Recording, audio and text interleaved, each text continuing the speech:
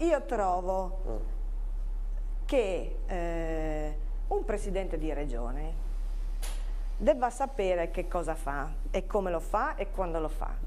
Se decide di uscire con un'intervista personale su Vanity Fair, non può pensare che nessuno la commenti. Per forza bisogna fare un commento, cioè ti porta a fare un commento politico. Lei ha fatto delle affermazioni che, secondo me, hanno riportato indietro di 50 anni la lotta all'emancipazione femminile. Com'è possibile parlare di certi argomenti?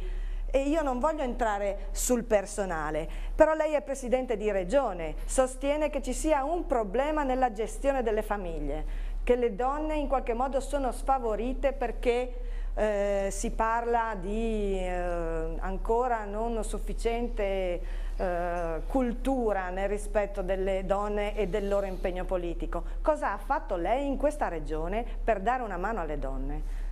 Che cosa ha fatto? E non voglio entrare in altri commenti o in altre affermazioni che sono, secondo me, offensive per tutte le donne che comunque si impegnano, che hanno voglia di partecipare e che lo fanno tranquillamente, con famiglia, senza famiglia, con figli, senza figli, perché possono dare qualcosa alla società. Io trovo che questa operazione qui la porti ancora un pochino più lontano da quello che sono le sue mire, i suoi scopi. Poteva tranquillamente trovare un altro modo per, diciamo, darsi una nuova veste e rilanciare la sua partecipazione alla scena pubblica di questa nazione, di questa regione. Il lato umano va mostrato quando si fanno le cose, non sulle interviste. Guarda, la donna deve fare tenerezza, deve incutere compassione, deve incutere dolcezza.